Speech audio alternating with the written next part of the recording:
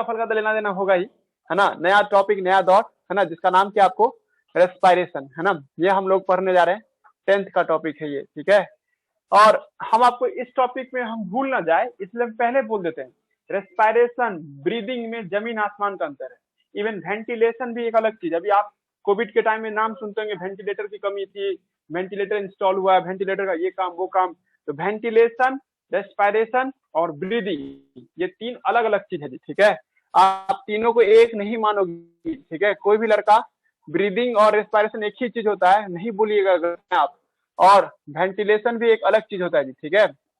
Ventilation भी आप लोग एक अलग चीज है, लेकिन तुम लोग जब इसका डेफिनेशन सुनोगे ना तो मन करेगा कि जोड़ देते हैं, लेकिन एक्चुअली में जमीन आसमान का अंतर है। बायोलॉजी के एक पॉइंट ऑफ व्यू से देखा जाए, रेस्पायरेशन, ब्रीदिंग और वेंटिलेशन, है ना, ये 3 अलग अलग शब्द है और तीनों को हम लोग डील करेंगे 1 बाय 1 करके। हम अभी आपको रेस्पायरेशन पढ़ा रहे हैं जी, ठीक है। रेस्पायरेशन देखने वाले हैं, रेस्पायरेशन क्या होता है ये जानेंगे जी, ठीक है। जो हम बोल दे वही सही होगा, है ना।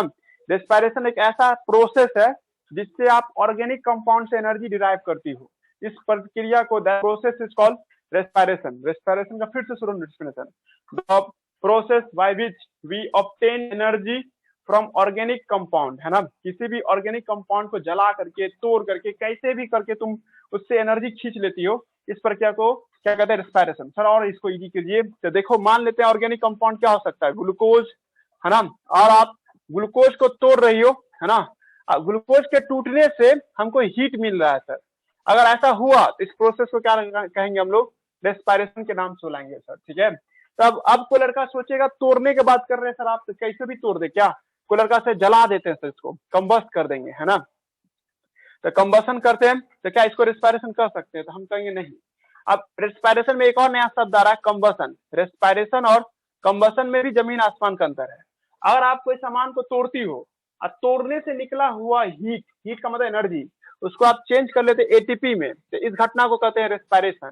अगर आप उसको हीट के फॉर्म में ही छोड़ दिए तो इसका मतलब वो एक चीज कंबसन हो रहा था सर। ये क्लियर हो रहा है जिम कहना चाहे, जैसे लकड़ी या माचिस की तिल्ली को जब जलाती हो ना आप, तो वो भी एक ऑर्गेनिक कंपाउंड था ना। माचिस का एक जो लकड़ी देखते जैसे माचिस बने, माचिस स्टिक सब देखे हुए आप लोग, और समझना जी, माजिन, माजिन की माचिस, माजीन है सर, नहीं बोलिए। अच्छा अच्छा ठीक है।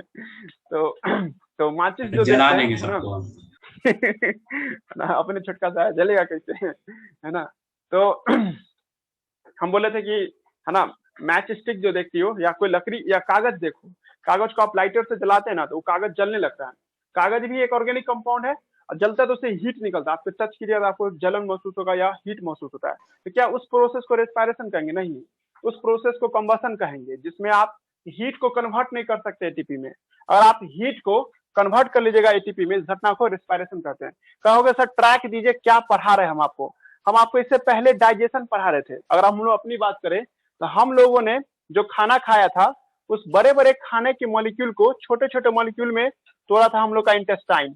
हम लोग का जो इंटेस्टाइन सब देखे थी उसको ग्लूकोज के फॉर्म में चेंज कर दिया था। अब ये ग्लूकोज ब्लड के रास्ते, है ना, ये ब्लड पाइप हुआ। अब ब्लड के रास्ते कहाँ जाएगा सर? आपको सेल में जाएगा जी। ये आपको क्या है? सेल है। और सेल में क्या जाएगा सर? आपको ग्लूकोज जाता है जी, ठीक है। ये ग्लूकोज हुआ, ये कहाँ पहुंचेगा? सेल में पहुंचेगा जी। तो क्या ग्लूकोज के पहुंच जाने से सेल एनर्जेटिक फील कर लेगा? नहीं ना जी। हम तो आपको एक दिन समझाए थे कि ग्लूकोज आपको एनर्जी देगा, न्यूट्रिएंट है वो, ठीक है। वैसे केमिकल जो सेल को एनर्जी प्रोवाइड करता है उसको न्यूट्रिएंट कहते हैं। तो क्या ग्लूकोज के आ जाने से ही एनर्जी आ जाएगा? नहीं ना, सेल इसको तोड़ेगा सर, और तोड़ने से जो एनर्जी प्राप्त करेगा इस प्रक्रिया को क्या कहते हैं? रेस्पायरेशन कहते हैं, है ना। जब सेल के अंदर पहुंचेगा सेल ग्लूकोज को देखभाल थोड़े करेगा, ग्लूकोज को तोड़ेगा, ग्लूकोज को ब्रेक करेगा। और ग्लूकोज के ब्रेक करने से CO2 बने या वट एवर बने sir, I don't know, but कुछ भी बने सर। अगर आप एटीपी बनाने में सक्सेस हो गए ग्लूकोज के ब्रेक डाउन करने से, अगर आपके सेल में ATP, what is ATP? It is a form of energy in cell. Energy है किसमें? आपको इन सेल में। सेल के अंदर में जो आप एनर्जी देखते हैं इसको हम लोग क्या नाम देते हैं? एटीपी के नाम से बुलाते हैं जी, ठीक है। अगर आपके सेल में ग्लूकोज पहुंचे और ग्लूकोज को आप एटीपी में बदलने में कामयाब हो जाते हो आप, तो इस प्रक्रिया को ही हम लोग क्या नाम देते हैं? रेस्पायरेशन के नाम से बुलाते हैं जी। कुछ गया? देखो कोई लड़का कहेगा शॉर्टकट बोलिए, है ना। तो आप ऑर्गेनिक कंपाउंड से एनर्जी डिराइव करते हैं, इस प्रक्रिया को रेस्पायरेशन कहते हैं। यहाँ पे कहीं भी ऑक्सीजन का नाम नहीं आया है, ना ही कहीं पे भी हम CO2 का नाम ले रहे हैं, ठीक है। इससे कोई लड़के ही नहीं बोल देना कि ऑक्सीजन लेकर के हम कुछ सामान को तोड़ते हैं और इससे हीट निकलता है और CO2 निकलता है, इस प्रक्रिया को रेस्पिरेशन कहते हैं। आप रेस्पिरेशन का टाइप पढ़ा के आ गए इनको, ठीक है, एरोबिक रेस्पिरेशन बोल के आ गई। इसका मतलब ये भी है कि एनारोबिक रेस्पिरेशन मतलब ऑक्सीजन का तो बात ही नहीं करना है रेस्पिरेशन को लेकर के, है ना। हम बताना चाह रहे हैं कि रेस्पिरेशन एक ऐसा प्रोसेस है जिससे आप एनर्जी ड्राइव करते हैं। अगर आप ऑक्सीजन का यूज करते हो तो ज्यादा एनर्जी प्राप्त करोगी, नहीं करती हो यूज तो कम एनर्जी प्राप्त करेंगे। इसका मतलब ऑक्सीजन कोई मैंडेटरी चीज नहीं है कि हमें चाहिए ही चाहिए रेस्पिरेशन के लिए। हाँ, लेते हैं तो एफिशिएंट नहीं करते हैं। और यहाँ से अगर आपको पटना जाना हो और पटना जाइएगा पैदल निकलिएगा तो मुश्किल हो जाएगा ना, लेकिन उस जगह पे आप मोटरसाइकिल या कोई कार वगैरह सब करके बुक करके जाते तो आप जल्दी पहुंचेंगे ना। तो पॉइंट ये है कि आपको सुविधा हुआ ना जब आप कार का इस्तेमाल किए, तो पैदल भी पहुंच जाएंगे, ठीक है, कब पहुंचेंगे पता नहीं पर पहुंच तो जाएंगे ना सर। तो दोनों प्रोसेस तो एक ही हुआ, लेकिन दोनों में मदद लेने से काम थोड़ा आसान हो गया जी। वही बात है कि रेस्पिरेशन में और ऑक्सीजन का यूज हो जाए तो काम बहुत जल्दी हो जाएगा, ज्यादा हो जाएगा। और ऑक्सीजन का यूज नहीं लोगी तो आपको कम पड़ सकता है। मतलब ऑक्सीजन डेफिनेशन में नहीं आना चाहिए। समझ में आ रहा है? जब एक बार कभी बोले होंगे ना तुम लोग को, डेफिनेशन ऐसा बोलो कि सब बात को शांत कर दे, है ना जी। तो रेस्पिरेशन क्या होता है कि जब आप, है ना, कोई भी सामान को तोड़ती हो इस पर्पज से ताकि उससे एनर्जी मिल जाए, है ना, उससे हीट मिल जाए। जैसे आप देखिए ये पेन हुआ ना, तो पेन जैसे इसको हम तोड़ेंगे ना तो तोड़ने से टूटने का आवाज सब आएगा जी, ठीक है। ऐसे करके तोड़ते हैं तो टूटने से जो हीट निकला होगा उस हीट को ही हम लोग क्या, इस प्रोसेस को ही हम लोग क्या कहते हैं, रेस्पिरेशन कर सकते हैं। लेकिन सर आपको ये बात बोल के ना आप थोड़ा सा गड़बड़ा सकते हैं।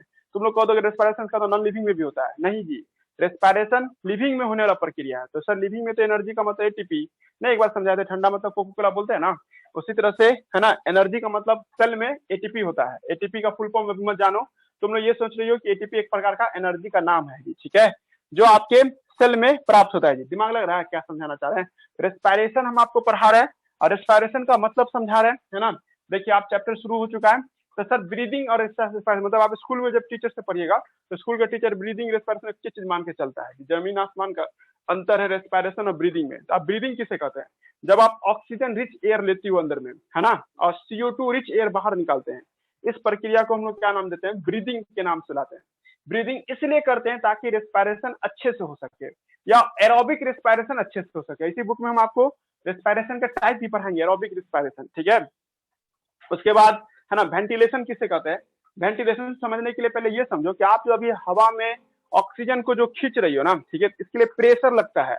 ऐसे नहीं हवा आ जाता है अंदर में, ठीक है। आपके आसपास बहुत सारा एटमोस्फेयर में ऑक्सीजन वगैरह नाइट्रोजन सब है, और आप जब सांस लेने की इच्छा जताती हो तो आपका लंग्स एक प्रेशर बनाता है और उस प्रेशर से ऑक्सीजन को खींचता है। इसी टॉपिक में हम तुमको एक दिन पढ़ाएंगे कैसे हमारा लंग्स काम करता है। और अभी भी तुम लोग समझ सकते हो कि बाहर के हवा को अंदर खींचने के लिए एक प्रेशर की आवश्यकता पड़ती है जो लंग्स क्रिएट करता है जी, ठीक है। लेकिन जब आप बूढ़े हो जाइएगा या आप इतना कमजोर हो जाते हैं, जैसे अभी हम थोड़ा सा ये हार्ड वर्ड हो सकता है, बट बोलते हैं कि कोविड के टाइम में क्या होता है कि आदमी का लंग्स पूरी तरह से खराब हो जाता है। इतना खराब हो जाता है कि लंग्स हवा के ऑक्सीजन को खींच नहीं सकता, मतलब उसका शरीर ताकत भी नहीं है उसमें सर, इतना हिम्मत ही नहीं कि उसको खींच सकता। अभी देखते हैं रोड एक्सीडेंट से आया हुआ पेशेंट है, इतना बेहोशी हालत में, उसको इतना ताकत ही नहीं कि लंग्स के मदद से बाहर का हवा अंदर खींच ले जी, ठीक है। दिमाग लग रहा है जी हम क्या समझाना चाह रहे हैं? मतलब सर उस टाइम में उसको जबरदस्ती सांस दिया जाता है, एक ऐसा मशीन जिसकी मदद से उसको मशीन को पूरा पाइप को अंदर तक ले जाएगा जी, ठीक है। आप पूरा लंग्स तक यहाँ तक ला देगा, फुल प्रेशर से ही उस हवा को दिया जाता है ताकि लंग्स पे एफर्ट न लगाना पड़े। इस प्रक्रिया को वेंटिलेशन कहते हैं। कभी सुनते होंगे नाम, हम तो हालांकि वेंटिलेटर बोलते हैं, लेकिन वेंटिलेशन शब्द अच्छा होता है। कभी सुनते हैं ना पेशेंट वेंटिलेशन पे है, वेंटिलेशन का मतलब क्या, अब उसका लंग्स काम नहीं कर रहा है, ठीक है, उसको प्रेशराइज एयर दिया जा रहा है, ब्रीदिंग को सफिशियंट बनाया जा रहा है ताकि उसको सांस लेने में तकलीफ न हो। तो इस प्रक्रिया को क्या नाम देते हैं? वेंटिलेशन। तो रेस्पिरेशन, ब्रीदिंग, वेंटिलेशन तीन अलग अलग शब्द है, तीनों का अलग अलग डिफिनेशन है, को रिलेटेड नहीं है सर। हाँ, लेकिन फीलिंग होगा तुमको कि लग रहा है एक बात बोल रहे हैं आप, ठीक है, लेकिन नहीं जी आंसर है। आप लोग गौर कीजिएगा तो तीनों 3 पॉइंट पे है जी, ठीक है। कुछ टीचर इसको इग्नोर कर देता है, पर आप लोग याद रखिएगा ये सब तुम्हारा स्कूल का ओलंपियाड का क्वेश्चन होगा कि ब्रीदिंग और रेस्पिरेशन में क्या डिफरेंस है। तो हम अभी लिखेंगे भी बोर्ड पे, है ना। इस चैप्टर का अभी तक नोट्स हम आपको नहीं दिए, इसलिए बोर्ड पे जो लिखेंगे वो सबको लिख लीजिएगा, ताकि अभी टाइम लगेगा उसका नोट्स को आने में जी, ठीक है। हम उसे टाइप कर दिए हैं, हाथ से लिखा हुआ नोट चाहिए तो कभी भी आके ले सकते हो, ठीक है। और किसी को टाइप नहीं चाहिए तो हाथ से लिखा हुआ नोट से बोलोगे तो PDF उसी का डाल देंगे। क्या करती हो, डाल दें उसी सबका? यस सर, डाल दीजिए। हाँ ठीक है। याद डाइजेशन से जो पहले का था पूरा नोट सब जो था डाइजेशन से पहले वाला दे देंगे, वो दे देंगे। दो ये 3 पेज रह गया, सब तो दिए थे उससे नहीं पहले, एक पेज नहीं दिए नहीं, थे ना। उसका सर खाली पीडीएफ डाल दीजिए उसका, उसके पीछे का जो है। पीडीएफ मतलब अरे क्या वो पीडीएफ? डाइजेशन से पहले वाला था ना। हाँ जी वही ना, वो क्या नाम है, स्टोमाटा इस सब के बारे में ना, जिसमें स्टोमाटा पढ़ाए थे और फोटोसिंथेसिस पढ़ाए थे, वही ना। जी जी, और वो एक्टिविटी तो सब का जो जिसमें लिखा हुआ। हाँ जी वही ना, एक्टिविटी वही सब तो हुआ ना, स्टोमाटा ओपन क्लोज और गार्ड सेल का ओपनिंग क्लोज, ये सब जो पढ़ाए थे। उस अगर जी नोट्स जी। देंगे, उसे टाइप किया हुआ है, उसको बस एक बार करेक्शन के लिए नहीं निकाल पा रहे हैं, करेक्शन कर देंगे तो टाइप किया हुआ नोट मिल जाएगा। नहीं तो इसका जो है ना, ये रिस्पायरेशन टॉपिक का था, टाइम लगेगा, वो है 5-7 पेज में है मेरे पास, हम पिछले साल हम पढ़ाए थे ना। हाथ से हैंड राइटिंग ठीक है, ऐसा नहीं कि हैंड राइटिंग खराब है, हैंड राइटिंग ठीक है, मतलब एक टाइप नहीं किया हुआ है। बोलोगे तो डाल देंगे, देख लेना, नोट्स उतार लेना, या जीरोक्स चाहिए तो आज के ले लेना, और लिखेंगे भी, है ना, समझ आ रहा ना। तो तो हम बता रहे थे कि आपको रेस्पायरेशन टॉपिक स्टार्ट हो चुका है, बहुत कुछ बात करने को है, ठीक है। देखिए तो सिलेबस शुरू करते हैं जी, ठीक है, 1 मिनट। और एक और बात है, जिसको और मंथ लग गया, मंथ देना हो ना, तो आने की जरूरत नहीं है, इस नंबर पे भी आप कीजिएगा तो हमको मिल जाएगा पैसा, ठीक है। ये नंबर पे आप यूपीआई कर सकते हैं,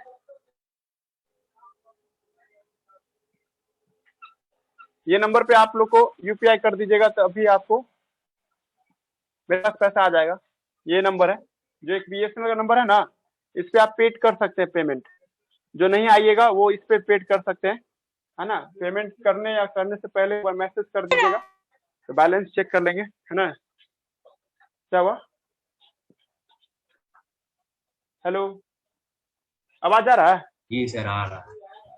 जी सर।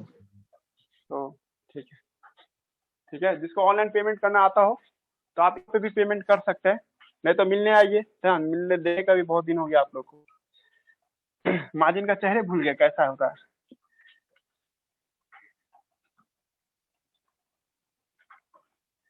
है ना। दाढ़ी मुंछ ने ना बढ़ा लिया जी मार्जिन।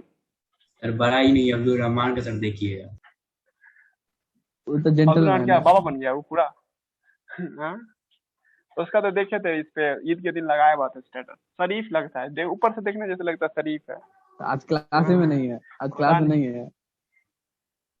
क्लास में नहीं है, चलो तो ज्यादा पढ़ा देते, रुक जा। हाँ, इसका डाल भी नहीं करेंगे यूट्यूब पे, रुक जा। तो देखो सुनते हैं, रेस्पायरेशन जो है ना, हम लोग ये बात कर रहे हैं, आज का चैप्टर क्या है, रेस्पायरेशन। तो देखिए पहले आप लोगों को डेफिनेशन जानना है ना।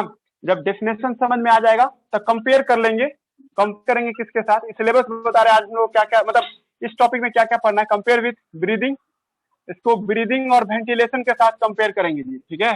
ब्रीदिंग और वेंटिलेशन के साथ कंपेयर करेंगे जी, ये दोनों तीनों अलग अलग शब्द है, अलग अलग डेफिनेशन है ना। और जब ये समझ में आ जाएगा तब हम आपको बात करेंगे सर इस पे। हम आपको बताए भी थे 10th का बच्चा कैसे 10th पढ़ रहा है बायोलॉजी, तो 3 बार 10th में बायोलॉजी को देखना है जी, ठीक है। एक सेल लेवल पे बायोलॉजी पढ़ेंगे हम लोग, तो रेस्पायरेशन आज सेलुलर लेवल पे पढ़ेंगे, एक सेल कैसे रेस्पायरेशन करता है, जब वो तुम समझ जाओगे तो प्लांट में कैसे रेस्पायरेशन है वो समझेंगे। अब प्लांट में रेस्पायरेशन के बाद ह्यूमन में रेस्पायरेशन कैसे होता है वो जानेंगे जी, ठीक है। मतलब है ना, एक सेलुलर लेवल का आपको रेस्पायरेशन जानना है, ठीक है, सेलुलर लेवल का है ना रेस्पायरेशन जानना है ना, सेलुलर लेवल का रेस्पायरेशन, ठीक है।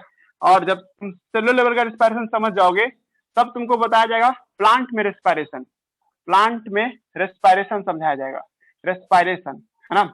और दूसरा उसके बाद हो जाएगा ह्यूमन में रेस्पायरेशन समझना है। ह्यूमन में रेस्पायरेशन समझने का मतलब क्या समझ रहे हो कि आप लोग ह्यूमन रेस्पायरेटरी सिस्टम पढ़िएगा, ह्यूमन रेस्पायरेटरी सिस्टम पढ़ाएंगे हम आपको। जब ये तीनों तुम लोग समझ जाएगा, है ना जी, तब उसके बाद तुमको एक कंपैरिजन दिया कि टेरेस्ट्रियल ऑर्गेनिज्म ज्यादा सांस लेता है कि एक्वेटिक एनिमल ज्यादा सांस लेता है। मतलब एक्वेटिक इन्वायरमेंट में कैसे रिस्पायरेशन होता है ना, एक्वेटिक इन्वायरमेंट में रिस्पायरेशन, एनवायरनमेंट में रिस्पायरेशन पढ़ेंगे हम लोग। और जब ये समझ में आ जाएगा तब हम लोग टेरेस्ट्रियल रिस्पायरेशन भी देखेंगे, टेरेस्ट्रियल रिस्पायरेशन भी देखेंगे जी, ठीक है। ये सब की बात करेंगे जी, ठीक है। एक बार कोई गौर करो लड़का कोई सब, ठीक है। मान लीजिए ये कोई पर्सन हुआ जी, इतना बात पढ़ना है इस टॉपिक में जी, और इसी सेलुलर रिस्पायरेशन में हम लोग को टाइम लगेगा जी। इसी में तुमको हम पढ़ाएंगे, है ना, इसमें आपको एरोबिक रिस्पायरेशन पढ़ाएंगे, एरोबिक रिस्पायरेशन, ऑक्सीजन के प्रेजेंस में रिस्पायरेशन, और एक होता है एनएरोबिक रिस्पायरेशन। एनएरोबिक का मतलब क्या, बिना ऑक्सीजन के रिस्पायरेशन।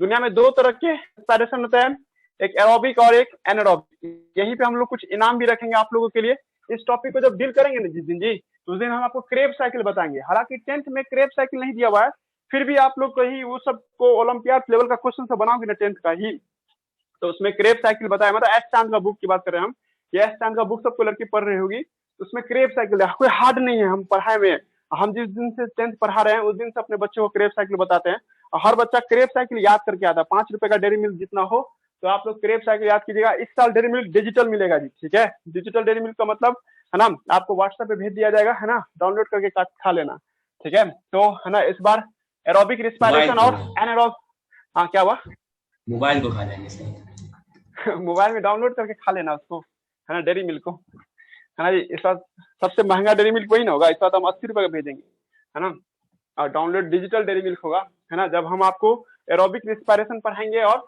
एनारोबिक रिस्पायरेशन पढ़ाएंगे। एरोबिक रिस्पायरेशन में ही तुमको एक सुनने को मिलेगा ग्लाइकोलाइसिस, उसी में सुनने को मिलेगा आपको क्रेब साइकिल, इसी में आपको सुनने को मिलेगा ईटीएस, है ना। ईटीएस मतलब इलेक्ट्रॉन ट्रांसपोर्ट सिस्टम। वेट कीजिए, सब कुछ आएगा, धीरे धीरे बात करेंगे तो आएगा, लेकिन आप एक ट्रैक लो जी, ठीक है। कोई लड़का अगर आप पूछेगा कि सर आज का क्लास क्या है, इस पे क्या डील करने वाले हम लोग हैं, तो देखिए इससे पहले हम लोग क्या डील कर चुके हैं। इससे पहले ह्यूमन डाइजेस्टिव सिस्टम हम लोग पढ़ चुके हैं, और जब ह्यूमन डाइजेस्टिव सिस्टम पढ़ रहे थे तो हमने कहा था कि जब स्टोमक स्मॉल इंटेस्टाइन से खाना आगे निकल जाता है, ग्लूकोज मेन खाना हम लोग का क्या है, ग्लूकोज है। हम लोग ये भी जानते हैं प्रोटीन लिपिड भी खाते हैं, बट असल में एनर्जी कौन देता है सर हम लोगों को, ग्लूकोज देता है जी, ठीक है। ये यहाँ से ब्लड के रास्ते कहाँ पहुंचता है सर, आपको ब्लड के रास्ते सेल में पहुंचता है जी, ठीक है। ये हम लोग के पास सेल हुआ, ये इसका न्यूक्लियस है ना, और ग्लूकोज यहाँ से कहाँ पहुंचेगा सर, आपको सेल में पहुंचता है। जब ग्लूकोज सेल में पहुंचता है सर, तो इसको तोड़ा जाता है, तोड़ तोड़ कर एनर्जी निकाला जाता है सर, ठीक है। एक बार याद कीजिए, प्लांट जब फोटोसिंथेसिस करता है तो सर वहां पे ग्लूकोज बनता था, अब उस प्लांट तुम खा करके अपने सेल के अंदर मिलाते हो। जब सेल के अंदर में जाता है तो फिर उस ग्लूकोज को तोड़ा जाता है सर, और तोड़ करके वही कार्बन डाइऑक्साइड और वाटर में चेंज कर जाता है। ये बार याद आ रहा है जी किसी को, जब हम लोग प्लांट में पढ़ रहे थे तो कार्बन डाइऑक्साइड और वाटर को जोड़ करके तुम लोग क्या बनाया था उस दिन, ग्लूकोज बनाया था। और आज हम लोग क्या पढ़ने वाले हैं, जब ये एनिमल कंज्यूम करता है, एनिमल के भीतर इसको फिर से CO2 plus water plus energy मतलब ATP में चेंज किया जाता है जी, ठीक है। लग रहा है दिमाग क्या बोलना चाह रहे हैं। एक बार हम उस समय भी पढ़ाए थे कि आपको 6 अपने की ग्लूकोज बनाने मतलब ग्लूकोज बनाने के लिए आपको ATP और NADH का इस्तेमाल करना पड़ता था जी, ठीक है। NADPH H प्लस का इस्तेमाल करते थे तब जाकर के आपका, ठीक है। तो आज हम लोग ये पढ़ेंगे ग्लूकोज को कैसे ब्रेक किया जाए, है ना। ग्लूकोज को ब्रेक करके CO2 में और वाटर में चेंज किया जाता है, N प्लस ATP में चेंज किया जाता है। तो इस प्रक्रिया को क्या कहेंगे हम लोग, रेस्पिरेशन सर, ठीक है। आप देखिए, हम लोगों को ये भी पता है कि अगर आप इसको ऑक्सीजन के प्रेजेंस में ब्रेक करते हैं, ठीक है, O2 के प्रेजेंस में इसको ब्रेक करते हैं, तो ये आपको 36 ATP आपको देगा जी, ठीक है।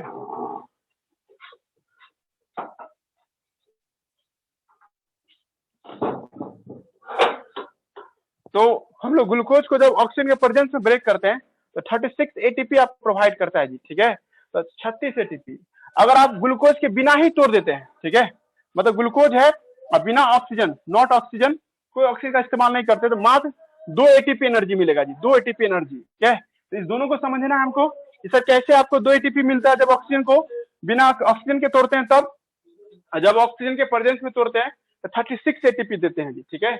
अब तुम्हारे मन में 2 सवाल उठेगा ना, पहला सवाल कि सर ये कैसे हुआ, अब दूसरा ये कि सर ऑक्सीजन कहाँ से आया। आपने ये तो बता दिया बोर्ड पे कि ग्लूकोज कहाँ से सेल में जाता है, अरे भाई यहाँ पर का सेल है, इसको ग्लूकोज कहाँ से आया, आप जो खाना खाया होगा उसी से ना गया होगा ब्लड के रास्ते से, पर आप इस जगह पे ऑक्सीजन कैसे पहुंचा सर, तो आप लोग हवा से थोड़े ऑक्सीजन जा रहा है, यहाँ से हम लोग सांस लेते हैं, लंग्स के जरिए ब्लड के जरिए यहाँ ना पहुंचता है जी। गया दिमाग में क्या समझाना चाह रहे हैं कि आपको हम इस चैप्टर में ये बात समझाएंगे कि सेल के अंदर में एनर्जी कैसे बनता है, in the presence of oxygen, in the absence of oxygen, ठीक है, यहाँ तक कोई दिक्कत नहीं।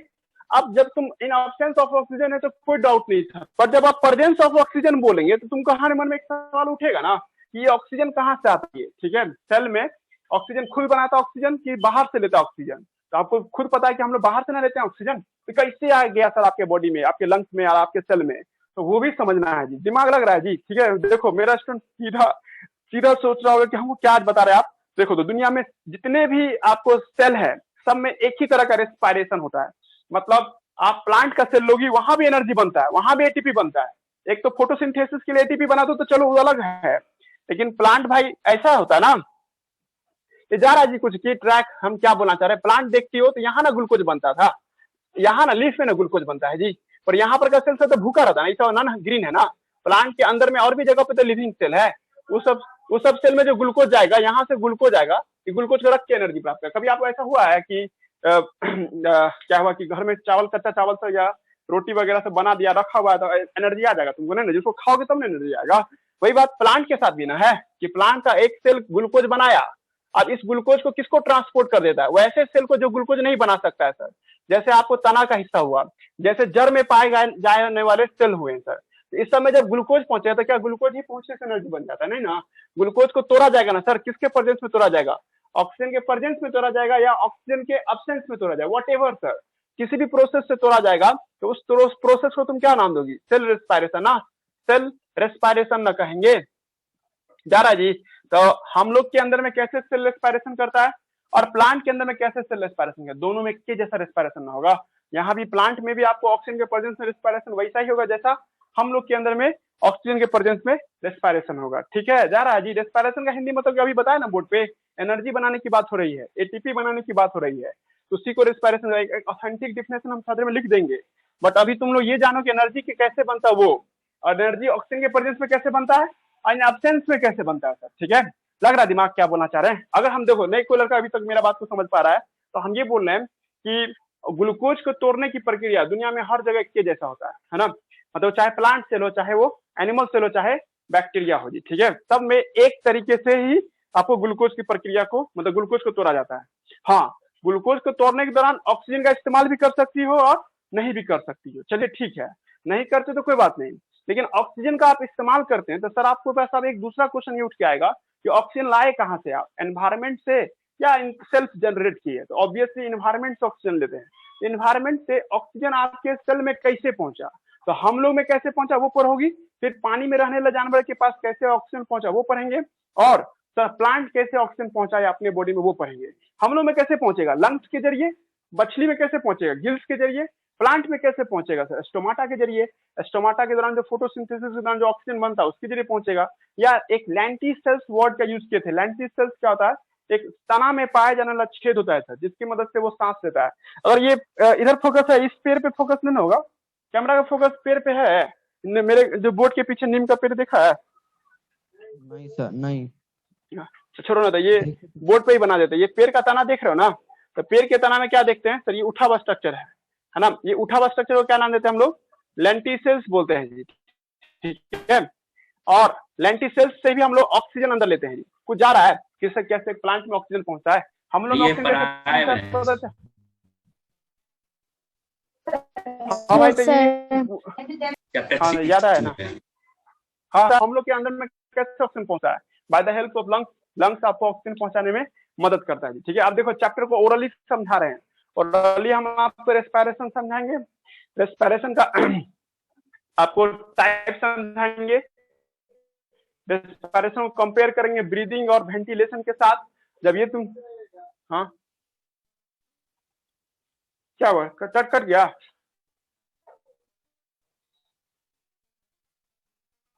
हेलो है ना, चले बोले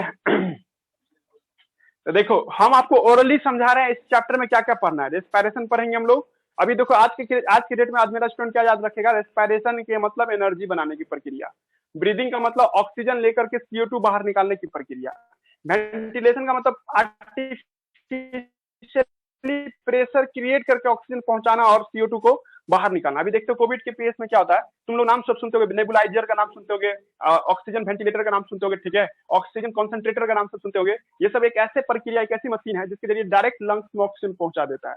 जिस आदमी का लंग्स काम करना बंद कर देता है उसको लंबे समय तक तुम जिंदा रखना चाहते हो, ठीक है, तो उसको प्रेशराइज ऑक्सीजन दिया जाता है वेंटिलेटर की मदद से, है ना, तो बहुत मशीन, नहीं तो हॉस्पिटल जाना पड़ेगा, नहीं तो ऑक्सीजन कॉन्सेंट्रेटर वो जो सिलेंडर देखते हो उसकी मदद से, नेबुलाइजर होता है जिसमें कभी बच्चे को निमोनिया हो जाता है ना, तो एक बड़ा सा एक मास्क टाइप का होता है, हवा का वेपर टाइप का जाता रहता है वो, है ना, और एक रहता है हॉस्पिटल में 40% ऑक्सीजन, हम बताएंगे, फोटोग्राफ बना के बता देंगे, पर अभी इस सब की बात करते हैं।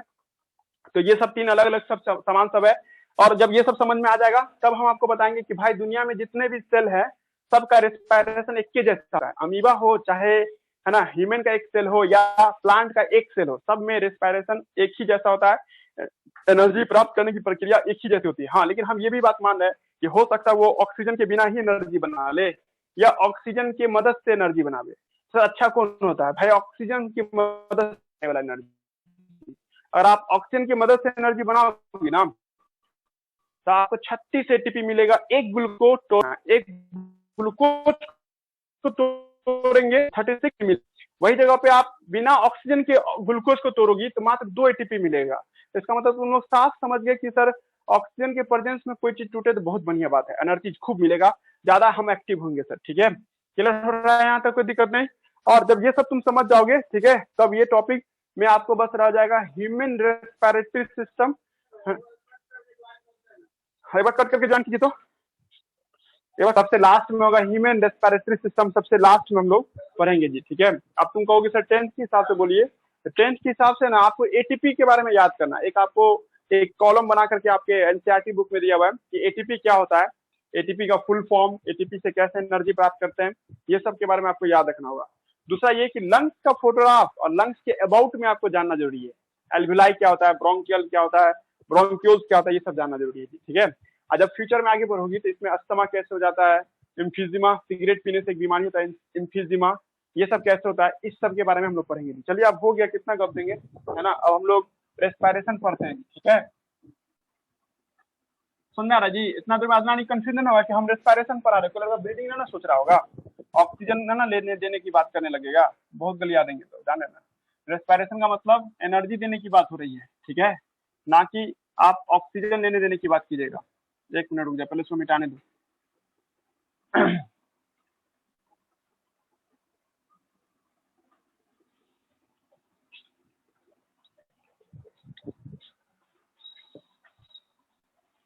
देखिए हम लोग पढ़ रहे हैं रेस्पिरेशन। रेस्पिरेशन का डेफिनेशन सुनेंगे हम लोग, है ना। Break down of organic nutrient by oxidation process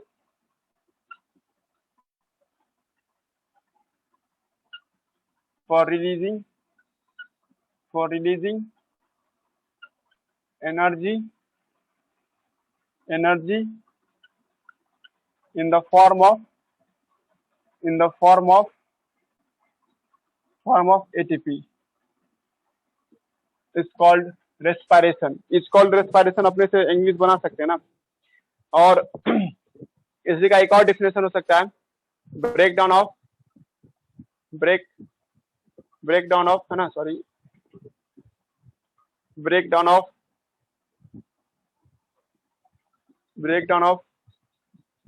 carbon containing compound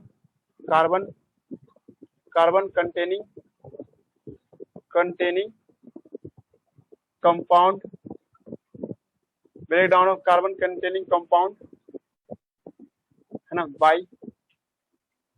ये जरूरी है, यही वर्ड अगर लगाइए ना तभी टीचर आपसे बात से सेटिस्फाई होगा। नहीं तो ब्रेकडाउन सीधे बोल के छोड़ दोगे ना, लिख दोगे एनर्जी, तो ब्रेकडाउन मतलब टीचर तुमको फंसा सकता है। वो कहेगा ब्रेकडाउन का मतलब क्या ब्रेकडाउन, डिकम्पोजिशन हो रहा है कि डाइजेशन हो रहा है?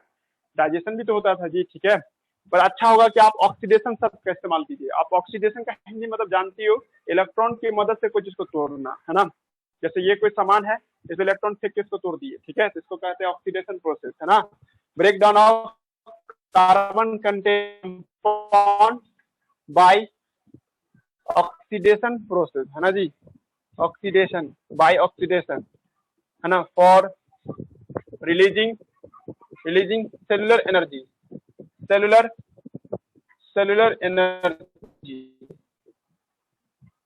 है ना।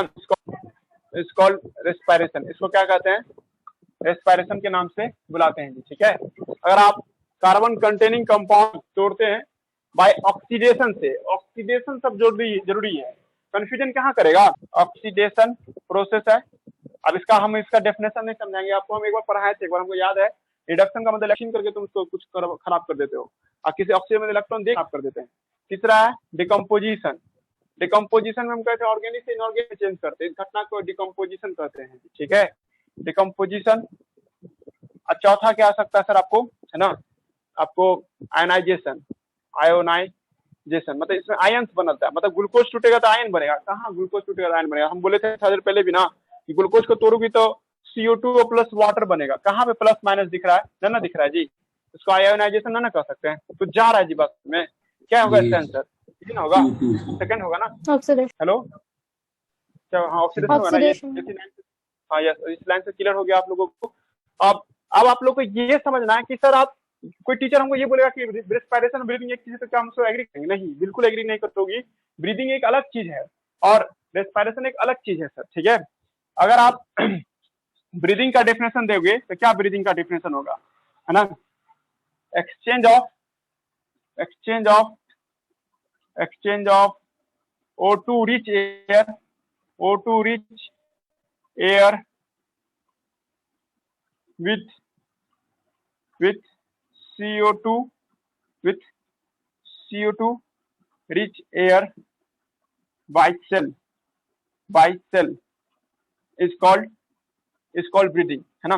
देखिए आप सांस लेते थे, कोई गारंटी कि ऑक्सीजन जा रहा होगा, ऑक्सीजन से भरपूर हवा अंदर जा रहा होगा, आपके एटमॉस्फेयर में नाइट्रोजन भी है, डस्ट वगैरह भी है, आर्गन वगैरह भी है, CO2 भी है सर, है ना, धुआं भी तो सांस के अंदर जाता होगा। तो आप जब सांस लेते हो तो ज्यादातर आपके सांस में ऑक्सीजन होता है, ठीक है, और ऑक्सीजन से भरपूर हवा अंदर लेते हैं और CO2 से भरपूर हवा बाहर निकालते हैं, इस प्रक्रिया को क्या कहते हैं हम लोग, that process is called breathing.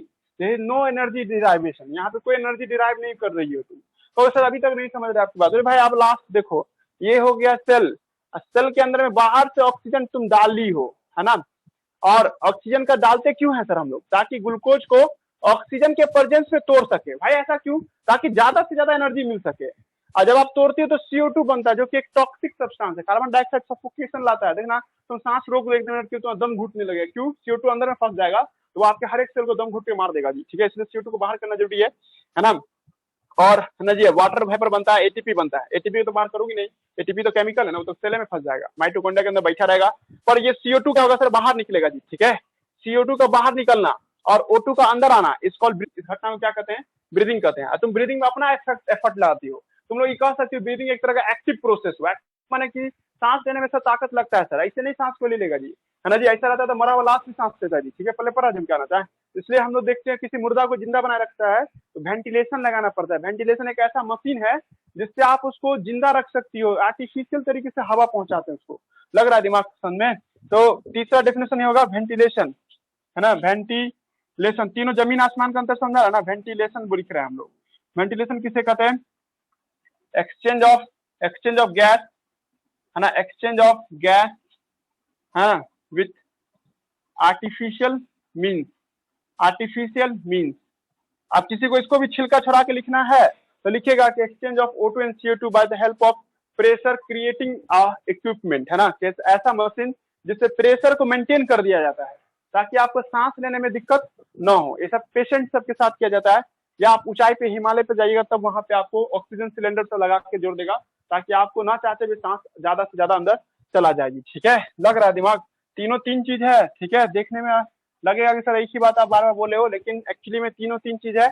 हम लोगों को पढ़ना क्या, रेस्पिरेशन, इसका टाइप, इसका दो टाइप होता है जी, ठीक है, एक होता है एरोबिक रेस्पिरेशन, एक क्या होता है सर आपको एनएरोबिक रेस्पिरेशन होता है, एरोबिक और एनएरोबिक रेस्पिरेशन देखने को मिलता है जी, ठीक है, ये बात याद रखना आप लोगों को। एरोबिक रेस्पिरेशन किससे कहते हैं और एनारोबिक रेस्पिरेशन किससे। सर लेकिन अभी रुकिए सर, अभी आपको और भी बहुत कुछ बताना चाहिए था कि सर रेस्पिरेशन में जो तुम कच्चा सामान लेती हो ना, जिसको तोड़ करके तुम एनर्जी प्राप्त करोगी, उस सामान को रेस्पिरेटरी सबस्ट्रेट कहते हैं।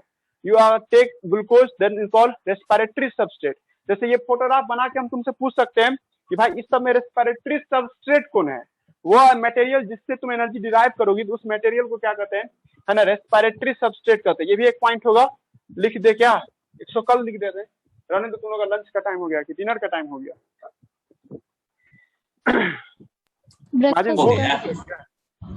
ब्रेकफास्ट का टाइम है, खाएगा खाना की पढ़ा दे, छोड़ दिया। रेस्पिरेटरी सबस्ट्रेट जो देखते हैं, है ना, बस 2 मिनट है, इसको कल भी बोल देंगे, एक बार देख लो। लेकिन दैट सब्सटेंस, है ना, दैट सबस्ट्रेट ये सब नोट कर लेना, that substrate who take part in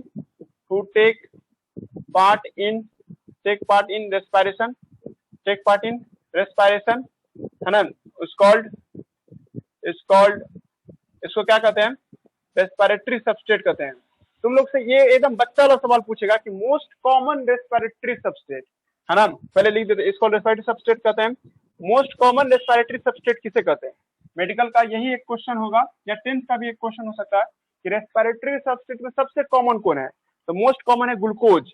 हम इसीलिए अब अपनी सुविधा के लिए ग्लूकोज का तोड़-फोड़ दिखाएंगे।